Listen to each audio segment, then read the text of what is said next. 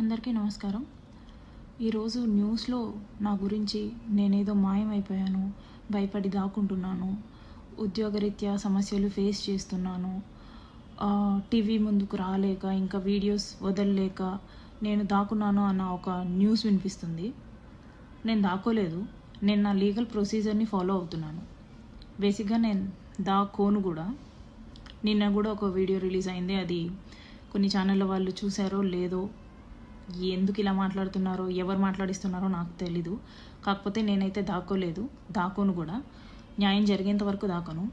ఇంకొక విషయం, నన్ను కమిటీకి ఎవ్వరూ పిలవలేదు. నన్ను కమిటీకి ఎవ్వరే కానీ హాజరు అవ్వమని ముందస్తు ఇన్ఫర్మేషన్ ఇవ్వలేదు. నాకు ఎటువంటి ఇన్ఫర్మేషన్ లేదు.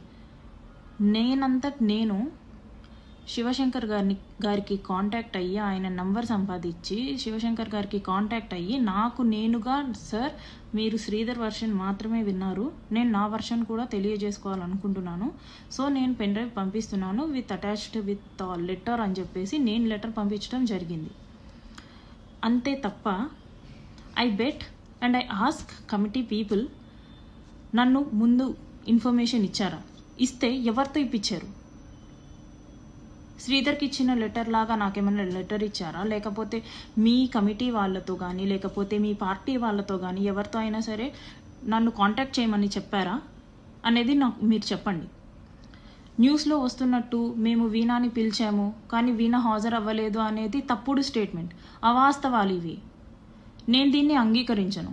ఎందుకంటే నాకు ఎటువంటి ఇన్ఫర్మేషన్ లేకుండా మీరు నన్ను పిలిచారు అన్నదాన్ని నేను ఒప్పుకోను.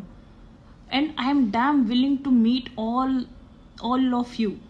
నేను మిమ్మల్ని కలిసి నా వర్షన్ చెప్పుకొని వాట్ ఈజ్ వాట్ అనేది చెప్పుకోవడానికి నేను రెడీగా ఉన్నాను.